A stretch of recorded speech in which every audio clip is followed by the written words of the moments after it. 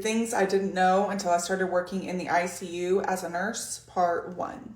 I will also warn you, if you have a weak stomach, then this might not be the video for you. ER nurse Caitlin Armstrong recently did a video on what a Philly sidecar is, and unfortunately I did know what that was, but do you know what sounding is? As nurses, we often place catheters into patients for various reasons of why they can't urinate, but did you know that there are a group of people that place things in their urethra for pleasure? I personally didn't know this was a thing until I had a patient as a new grad that came into our ICU due to sepsis because they placed something up their urethra and could no longer get it out. They ignored it for so much time that they ended up becoming septic or getting an infection in their bloodstream because of that piece of material that they left up in their urethra. Unfortunately, I've also had a patient that enjoyed sounding as well, but he would hold his urine for so long, his bladder would almost burst. Coming into the ER claiming that he could not urinate, he would be sent either to the ER or ICU, depending on how severe it was. And we recognized that there was a pattern because he wanted female nurses to be placing catheters in his urethra. Once we recognized that this was his pattern of behavior, we started having male nurses place the Foley catheters or straight caths into him, and he stopped coming to the hospital. So, come with me to give report.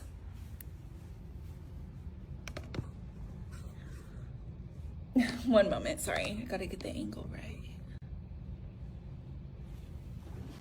Okay. Ready for report? Yep, ready.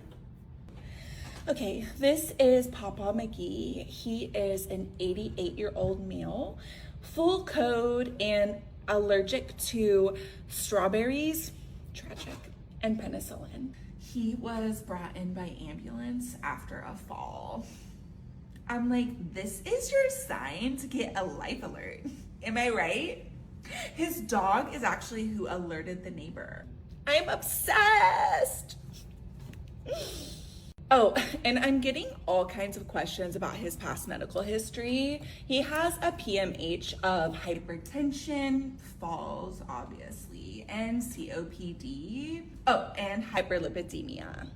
Oh my God. And I noticed, guys, that the barrier cream we are using is just not it. It leaves a really cakey film over his skin. And if we're gonna be doing skincare, I suggest the Gooch cream. This is a honey aqua salmon sperm barrier fluid. So it just is much better for his bottom. You wanna try some? Links in bio. Oh, and run, don't walk to lab because the set I sent earlier hemolyzed. Okay, you guys, have a great shift. What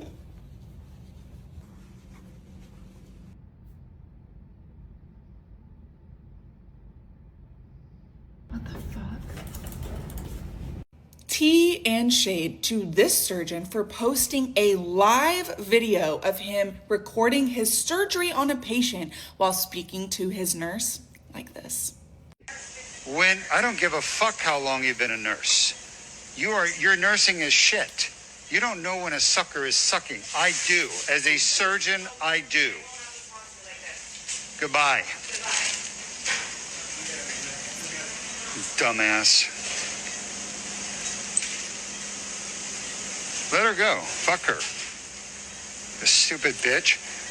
Mind you, all of this happened because he asked for suction, she gave him suction, and it wasn't suctioning enough for him. But he couldn't use his big boy words to let her know he wanted high suction, and he wanted her to read his little mind. I don't know about you, but it's giving energy. It's giving energy. It's giving energy. You know what I mean, you guys? He won't, but the nurses will. 100% kudos to her for professionally walking out of that room and telling him, you do not speak to me like this, while he continues to say he will speak to her however he damn well pleases.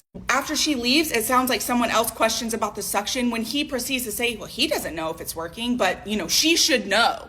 She should know what he wants to know about if he knows if it's working, that she should know in his mind that he knows. That nurse has been terminated. And everyone's like, why? It's his practice. That is his very own practice that he founded. So if he's willing to put that on live and then post it. On another note, every single one of her coworkers besides his ass should walk out of that facility. Leave him high and dry. See how he can fend for himself when he can't get any fucking surgeries done without a nurse.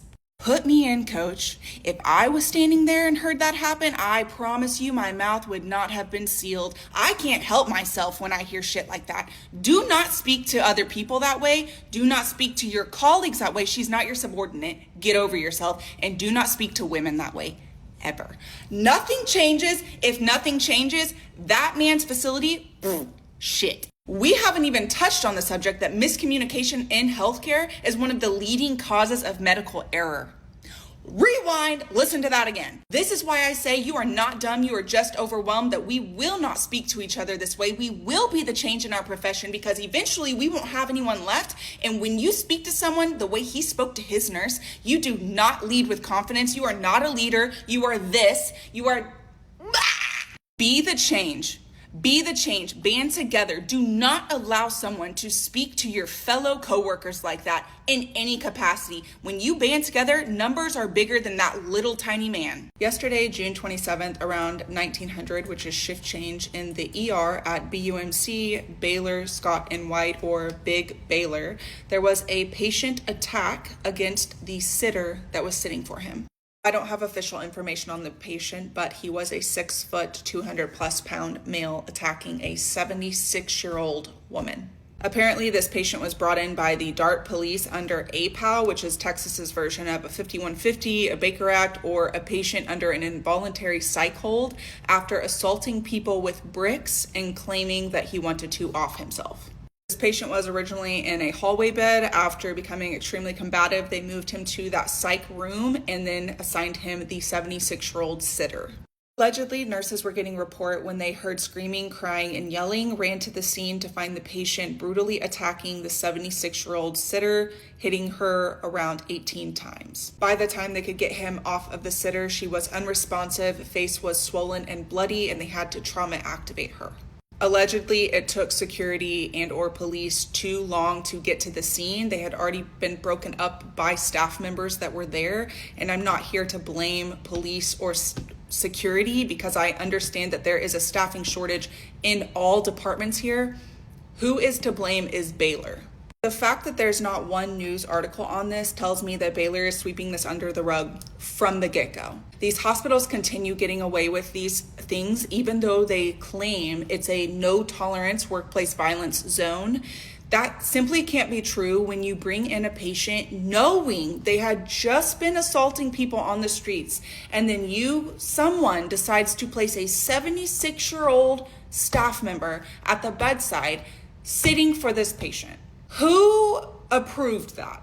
When there is a psych hold like this patient, there needs to be security and or a police officer sitting at bedside. There needs to be someone who is trained to defend themselves sitting at bedside, not any of this CPI Moab bullshit. We need real training because it is not if, it is when a patient puts their hands on us. I understand there's a shortage in staffing and security, police, nursing, healthcare. That's not our fault.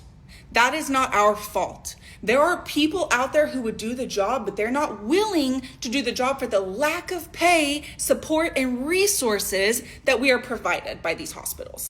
There's a GoFundMe for the victim in my bio, so if you have the funds and the means, please go donate. If you don't, please comment, like, share, and save this video to engage with the post to further get her to her GoFundMe goals.